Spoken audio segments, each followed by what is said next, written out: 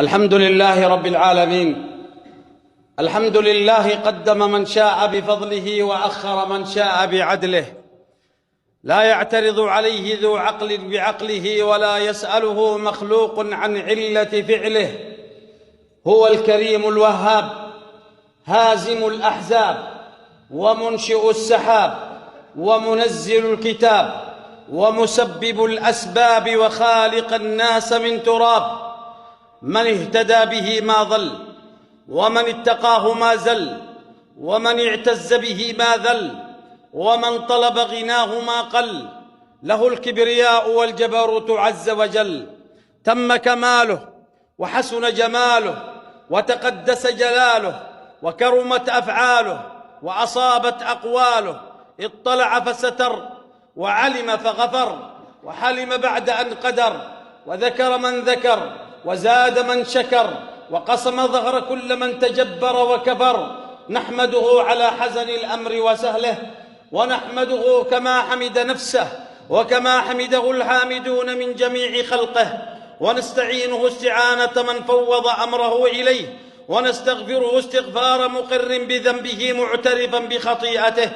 ونشهد أن لا إله إلا الله وحده لا شريك له، له الملك وله الحمد وهو على كل شيء قدير. ونشهد أن محمدًا عبده ورسوله الذي ما ضل وما زل وما ذل وما مل وما غل وما كل، فما ضل لأن الحكمة ترعاه والله أيده وهداه، وما زل لأن الله غاديه وجبريل يكلمه ويناديه، وما ذل لأن العز رديفه والنصر حليفه، وما غل لأنه صاحب أمانة وصيانة وديانة، وما مل وما كل لأن له همة كريمة.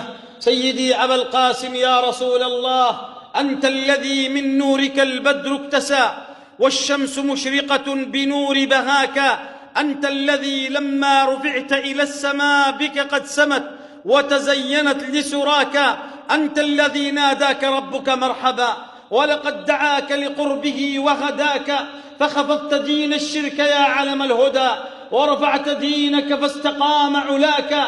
ماذا يقول المادحون وما عسى أن تجمع الكتاب من معناك؟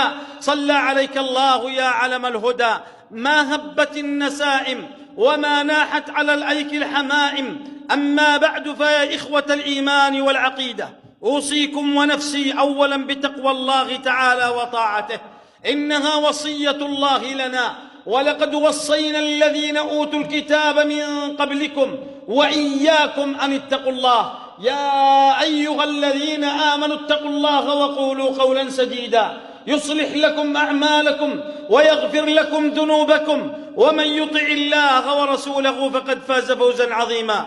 إخوة الإسلام، يقول الله عز وجل: ولولا دفع الله الناس بعضهم ببعض لفسدت الأرض، ولولا دفع الله الناس بعضهم ببعض لهدمت صوامع وبيع وصلوات ومساجد يذكر فيها اسم الله كثيرا، ولينصرن الله من ينصره. من أجل ذلك حملنا أسلحتنا وخرجنا من بيوتنا قتالا عن الحق، سالت دماؤنا، قدمنا الشهداء والجرحى إحقاقا للحق وإبطالا للباطل.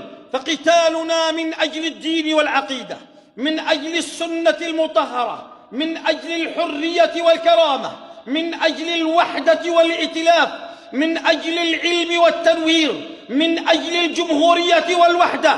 وهذا هو طريقنا، طريق الأنبياء التي تعب فيها آدم وناح لأجلها نوح، ورمي في النار إبراهيم، وأفجع للذبح إسماعيل، ونشر بالمنشار زكريا، وذبح السيد الحصور يحيى، وقاس الضر أيوب، وزاد بكاء داود، وعالج الأذى محمد صلى الله عليه وسلم. وطريق أعدائنا من الحوثيين هو طريق الجهل والهوان، يقاتلون من أجل أن يصبح الباطل حقا، والكرامة حولوها إلى هوان، فقد بدلوا للشعب بدل الحرية العبودية، وبدل العزة المذلة، وبدل المساواة العنصرية، وبدل العلم الجهل والتغرير، وبدل كتب العلم الملازم والطلاسم، وبدل العلماء السحرة والمشعوذين، وبدل القادة الأخيار المشرفين الأشرار.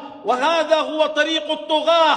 من أجل ذلك قاتلناهم، ومن أجل ذلك لن نتوانى في قتالهم، فهنيئا لمن قاتلهم. فوالله ما خلق الله جماجمنا إلا ليقام الحق ويهدم الباطل. خلقنا الله عز وجل لنكون أحرارا لا لنكون عبيدا. هذا هو دربنا. ومن هنا أوجه عدة رسائل.